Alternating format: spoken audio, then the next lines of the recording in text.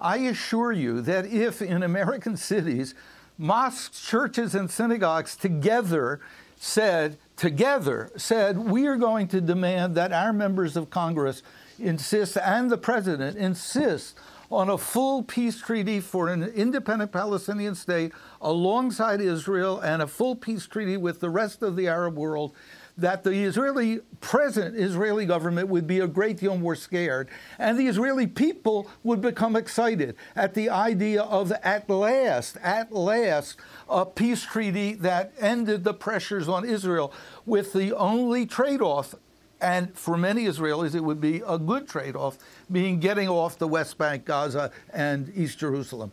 And in the American Jewish community, which has been hostile to any kind of arrangement that the Israeli government didn't like, such an approach, which included a full peace treaty for Israel as well as a full peace treaty with Palestine, that would appeal to a huge proportion of the American Jewish community. And organizations that didn't support it would fall into line or would fall apart as a result. It's the social, I agree about the social movement being necessary, but it's not going to get there by BDS. It's going to get there by targeting the most important target, the government of the United States. Omar Barghouti, your response?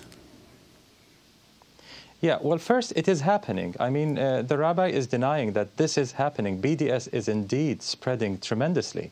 We have major support from large trade unions in Britain, Norway, Spain, France, Italy, and many, many countries, Canada, of course. And increasingly, it's entering the United States slower than the rest of the Western world. But it's happening. There's a huge movement supporting BDS that includes several Jewish groups, and that's being ignored. There's a disproportionately high number of Jewish, conscientious Jewish citizens of the Western countries that are not just acting, but leading some BDS movements around the Western world. But again, let's go back to the issue. This is not just about ending the occupation. There are three basic rights for the Palestinian people. The majority of the Palestinians happen to be not in the occupied Palestinian territories. They happen to be refugees, ethnically cleansed during the creation of the State of Israel in and after 1948.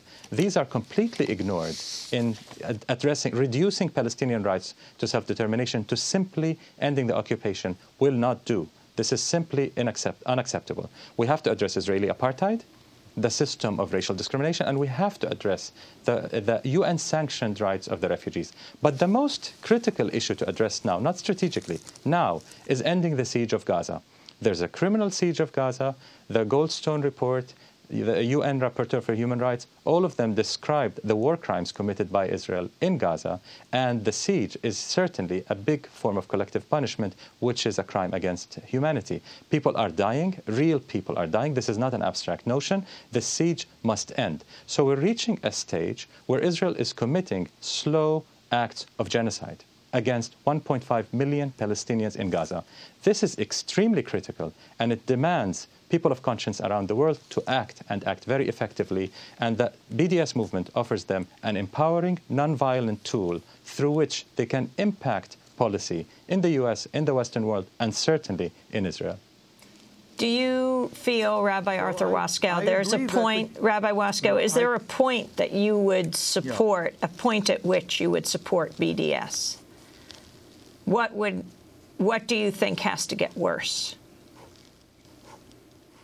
No, it's not a matter of what has to get worse. The question is how to end the worse. And I don't think BDS is going to end it. And if BDS spreads in Western Europe, it isn't going to matter. It's the United States that has the actual power to make a difference. And BDS is not going to engage enough of the American population to matter. What is going to matter is the structure of American military aid and the structure of American diplomacy toward Israel, toward Egypt, toward the Arab world. That's what matters. And BDS in Western Europe is not going to matter. So it's not a matter of what gets worse. It's a matter of how to end the worst.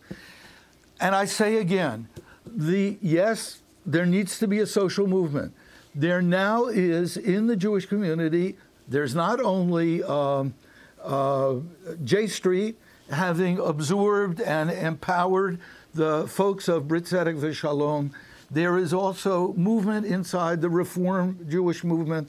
There is movement among Jews who, in theory, are unaffiliated but care about this issue and who feel unrepresented by most of the American Jewish established institutions.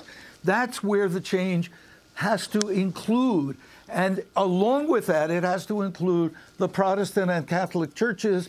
It has to include Islam in America. And the working together is what's going to make the difference. Well, those are the only Americans, aside, I guess, from the big oil, who care about the Middle East.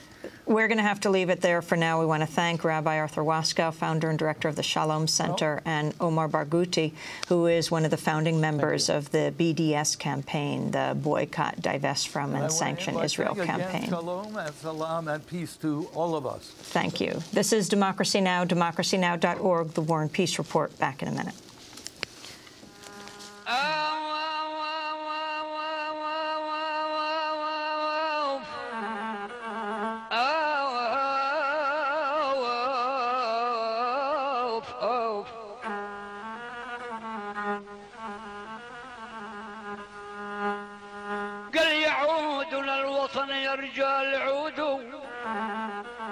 وأوفوا للوطن أنتم وعودوا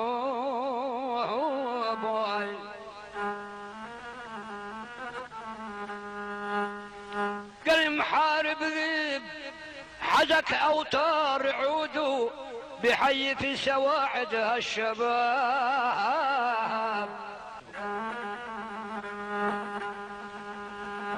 يا بو بكلوني يا ابو سليمان على الاوطان عدنا ومع الاوطان ما بنخلف وعدنا